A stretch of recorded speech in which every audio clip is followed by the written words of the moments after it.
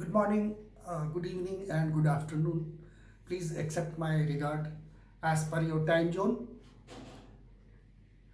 Wherever you are, be happy. And I am Dr. 𝗔𝗂𝗶 𝗠𝗵𝗵, consultant prosthodontist and education consultant at the Academy of Dental Knowledge.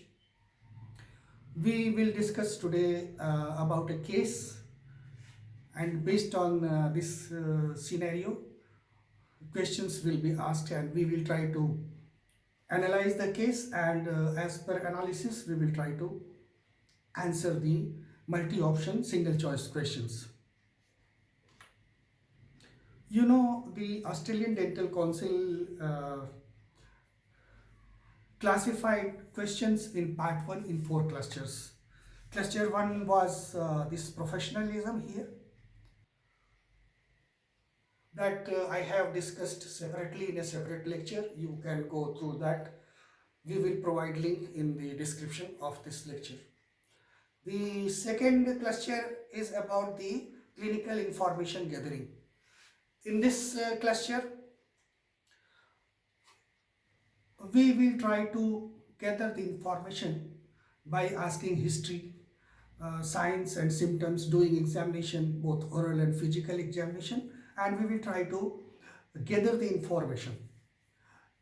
We will take the information from the investigations. For example, if we subscribe or prescribe for OPG, CT scan, intraoral periapical or MRI, we try to collect those information also. So cluster 2 contains questions related with clinical information gathering, and cluster 3 is diagnosis and management planning. So based on the information we collected in cluster 2, questions based on in cluster 2, in cluster 3 we make the diagnosis, and as per diagnosis we prepare a treatment plan. Cluster 4 contains clinical treatment and its subsequent evaluation. Based on the information or diagnosis and management planning, we do the treatment, and after treatment we do a re-evaluation of the treatment that we have provided. So based on these 4 clusters, questions are asked and you have to answer, you need to answer as per these 4 clusters. The objective of these clusters or questioning is that you should act as a fully responsible dentist when you start working in Australia. You should not remain dependent on any other dentist or any other senior for taking decisions for the treatment and welfare of your patient.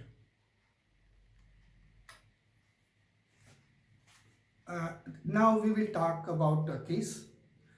A 62-year-old male came in the clinic and complained about inability to chew and eat properly. When history was taken, he revealed that he is taking medicine for diabetes mellitus and hypertension. Otherwise, patient was healthy. General examination showed no lymphadenopathy, there was no ulcer in the oral cavity. And when we did the oral examination, we found this picture. Please have a look thoroughly. This is the clinical photograph and this is the intraoral periapical. We have OPG also, but here I am not showing that OPG because you will see the details of the radiograph here. This photograph is of the lower right side of the mandible, and this is the radiograph of lower right side of the mandible, showing implant here replacing 4-3. This is 4-4, this is 4-5, this is 4-6 root stump, 4-7, and impacted 4/8 in radiograph. And in the clinical photograph, you are looking at the implant here. The superstructure is missing. This is the first molar. You can see the buccal attrition or erosion and a bit of occlusal attrition also. 4-5 tooth means second premolar is showing advanced stage of occlusal attrition, and if you correlate with second premolar here, the pulp is exposed and resulting into the periapical pathology here. The same way, if you look at the first molar, the roots are broken. It is in the advanced stage of tooth decay. You can see here periapical lesion also with the separated root, this one and this one. 4-7 means the second molar is showing old root canal treatment filled with root filling material, and here periapical radiolucency means it's a failed root canal treatment. Third molar is having a horizontal impaction. The periapical region of the implant is showing normal picture, normal radiograph, and the first premolar is also showing normal picture, because you can see it is here radiolucency, but in OPG it was not related with 4-4. So this is the analysis of the clinical and radiological findings of the lower right side of the mandible. Now I have collected all the information and given in the option part. The question may be asked that based on the information rendered in the above 2 slides, providing the information about history and showing clinical and radiological features, the following or followings are the findings that we may be sure about. First option is tooth 4-7 has a failed root treatment. Of course it was, as we saw there. Tooth 4-6 has advanced decay leading to separation of both roots. It was there. Severe attrition of tooth 4-5 led to the pulpal exposure. I explained and you saw it in the intraoral periapical radiograph. Chronic periapical pathology associated with 4-5, 4-6, 4-7. It was there in the radiograph. And visible part of the dental implant is showing around a normal picture in radiograph. 4-4 has no apical pathology and 4-8 has impaction, horizontal. Then now the question, these are the descriptions. Now the questions is amongst above given information, the correct option will be 1, 2, 3, 4, 5, 6 and up to E, option A, B, C, D, E. There are varying options, but we know that all the 7 options are correct. So answer will be here E, but there may be variation in the answer, that the options given here may vary. I can give, or you may receive only 4 options here, correct options, and 5th answer will be wrong, or any of the option may be wrong, and you need to choose what option is correct and what option is not correct. Now we will discuss the case further. This slide is showing the clinical photograph, and this question, this is the cluster 2.1 clinical information gathering part. Now look at the slide here. Look at the point number A. Patient complained no pain. He complained only difficulty in chewing. As you can see, point number B, as you can see here, at the tongue mucosa and here, lip mucosa, they are normal. You can see here, point number C is, you can see here root stump and the roots have been separated. Point 4 is that there is occlusal attrition of 4-5 and 4-7. This is 4-5 and 4-7. Occlusal attrition is there also in 4-4, but it is less in extent. There is buccal abrasion and occlusal attrition, as I told you earlier.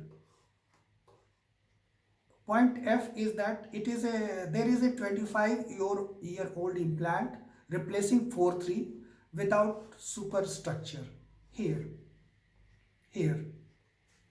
This implant I placed in 1999. It may be, I think it has been 26-year-old, and radiograph showed that it has normal bony anchorage.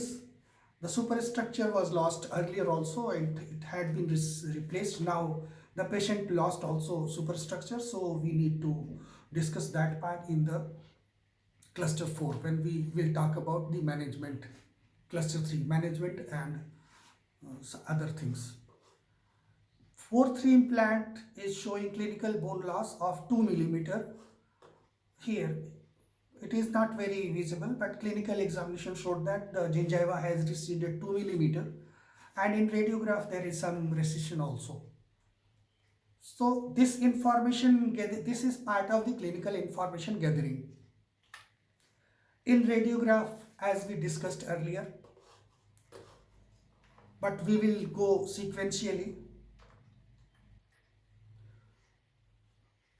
4-8 is showing here impaction. 4-7 is showing failed RCT with periapical radiograph here, periapical radiolucency. 4-6 has separate roots with periapical radiolucency. 4-5 is showing here pulpal exposure with periapical pathology here. 4-4 is showing normal picture here, this one, and implant is also showing normal radiographic area. Now we will come to cluster 3, that is diagnosis and management planning. So what are the diagnoses? It is a plural, diagnosis and diagnosis. One is that chronic alveolar abscess associated with 4-5, 4-6, 4-7. Here 4-5, 4-6 and 4-7. Horizontal impaction of 4-8. This one. Decayed 4-6 with remaining root stump. This part. Occlusal attrition of intact 4-5 exposed pulp with exposed pulp. This one. And there is occlusal and buccal attrition of 4-4 here. And healthy implant with normal bone loss without superstructure. All are mixed. All questions are mixed. What I am speaking here, you may be feeling that I am repeating the same sentences, same information, but you must understand that I am trying to explain you the cluster part, how the clusters are gathered, how the clusters are formed. Now we come to cluster 4, which is clinical treatment and evaluation.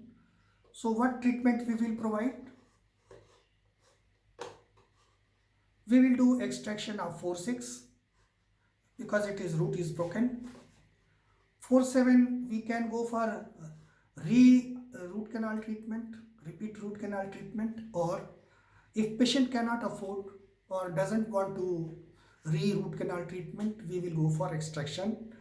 The choice is of the patient. We will not do any treatment unless the patient gives consent. Okay. Then we will go for aesthetic restoration of 4/4, and we may opt for preservation of 4/8 because it is not giving any trouble to patient.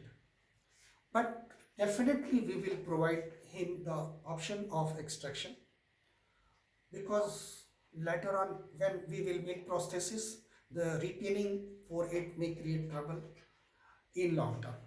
So we will provide option, explain every possible complications, advantages and disadvantages, and leave it to the patient that whatever he opts for, we will go for that. And furthermore, we will provide implant prosthesis over 4/3.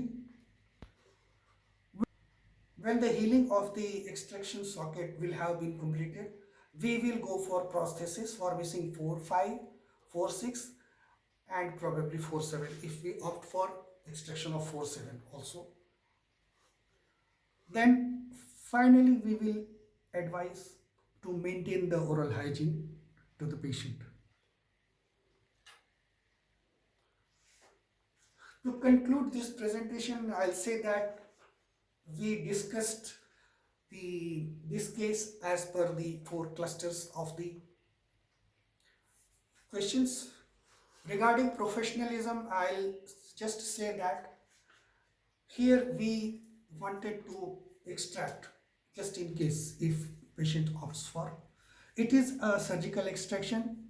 Professionalism involves also that you should know where to stop. So for surgical extraction of 4/8, you will refer this case to oral surgeon.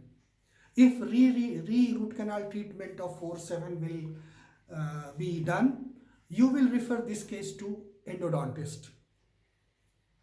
Extraction of 4/6 can be done by general dentist, GP. If you think you can do, you are able to do it. Root canal treatment of 4/5 can be done by general dentist also. So you can do in your clinic. You can do 4/4 restoration, aesthetic restoration. You know you can do. And if you think you are fully equipped and have the knowledge and experience of doing that, regarding making superstructure over 4/3 implant, you must refer this case to prosthodontist. It is more important that you should understand your limitation and you should know where to stop and refer the case to expert. Thank you very much. Subscribe and join my academy for ADC Part 1 and Part 2 clinical examination. You can join it for overseas registration examination or NEET MDS also. Thank you very much.